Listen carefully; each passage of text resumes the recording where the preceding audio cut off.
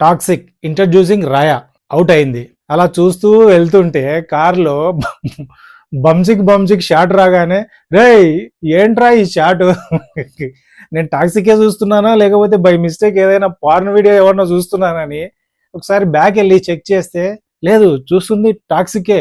ఏయ్ ఏంట్రా ఈ సీన్లు, ఈ సినిమాలో బంచిక్ సీన్లు తప్ప వేరే సీన్లే లేవా? ప్రమోషనల్ కంటెంట్ మొత్తం ఈ బంచిక్లే వదులుతున్నారుగా. ఏదైనా క్రియేటివ్గా స్టోరీ రాయండిరా అంటే మీ క్రియేటివిటీ మొత్తము ఈ బంచిక్ సీన్లు రాయడానికి, హీరో ఎలివేషన్కు దీనిలోకే పెడుతున్నారు కదా. మీకు దండం బాబు. ఇంకా గ్లిమ్స్ విషయానికి వస్తే ఇదంతా ఒక శ్మశానంలో జరుగుతూ ఉంది.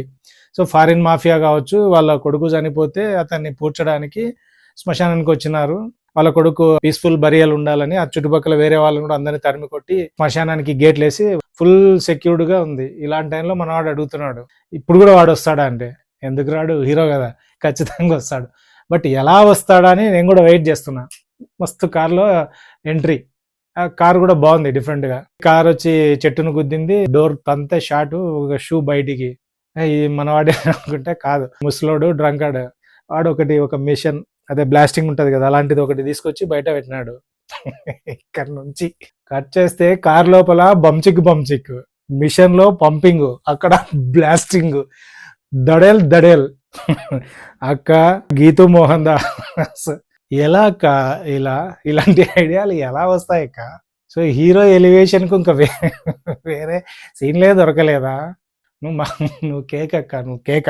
ఇంకా తర్వాత లాస్ట్ లో రాయాను కాల్చడానికి ఒకడు గన్ను తీస్తే రాయ వచ్చి ఆ గన్ను మీద లెగ్ పెట్టి దుద్దుని కాల్చేది. టూ మచ్ అయ్యాది, అది టూ మచ్ అంటే టూ మచ్.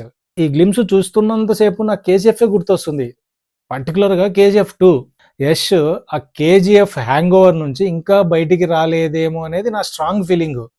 ఎందుకంటే దీంట్లో యష్ గెటప్ చూసినా, ఆయన స్టైలు, యాటిట్యూడ్, ఆ స్వాగ్ బాడీ లాంగ్వేజ్ చూసినా, సిగరెట్ తాగే స్టైలు, గన్స్ కావచ్చు, డైలాగ్స్ కావచ్చు, వన్ లైనర్లు కావచ్చు, ఇవన్నీ నాకు KGF 3 చూస్తున్న ఫీలింగ్ వస్తుంది తప్ప టాక్సిక్ చూస్తున్న ఫీలింగ్ అయితే రాలేదు. KGF సినిమా అనేది క్రియేట్ చేసిన ఇంపాక్ట్ అలాంటిది. ఆడియన్స్ అయినా మన మీదనే ఇంత ఇంపాక్ట్ ఉంటే ఇంకా సినిమాలో యాక్ట్ చేసిన హీరో మీద ఇంకెంత ఇంపాక్ట్ ఉంటుంది. సో దీని నుంచి బయటికి రావడం అంత ఈజీ కాదు. సంవత్సరాలు అయిన తర్వాత స్టిల్ ఇంకా అదే హ్యాంగ్ ఓవర్ లోనే ఉన్నాడేమో అనే ఫీలింగ్ అయితే నాకు కలిగింది చూసిన తర్వాత. ట్రైలర్ కట్ అయితే మాత్రం అదిరిపోయింది. షార్ట్స్ కావచ్చు, ఆ షార్ట్స్ కంపోజిషన్ కావచ్చు, ఆ విజువల్స్ అన్ని వేరే లెవెల్ అంటే వేరే లెవెల్. ఎక్కడో హై స్టాండర్డ్స్ లో అయితే ఉన్నాయి.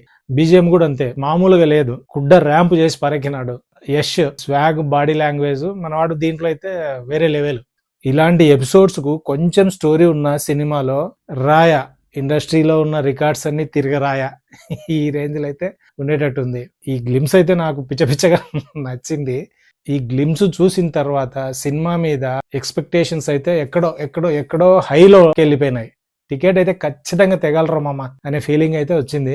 ఇంకోటి టైటిల్ టాక్సిక్ కింద ఒక ట్యాగ్ లైన్, అది కూడా భలే అనిపించింది, ఫెయిరీ టేల్ ఆఫ్ గ్రోనప్స్. అంటే పిల్ల బచ్చాలంతా పక్కకి వెళ్ళి ఆడుకోండి అని ఇండైరెక్ట్ గా చెప్పినాడు. నెక్స్ట్ టీజర్ కావచ్చు, ట్రైలర్ కావచ్చు, ఇవి వచ్చిన తర్వాత మరింత డీటెయిల్ గా మాట్లాడుకున్నాము. నా రివ్యూ కనుక మీకు నచ్చినట్లయితే లైక్ చేయండి, షేర్ చేయండి, సబ్స్క్రైబ్ చేయండి. నెక్స్ట్ ఇంకొక ఇంట్రెస్టింగ్ వీడియోతో మళ్ళీ కలుద్దాం. అంతవరకు Tata, by by, good bye.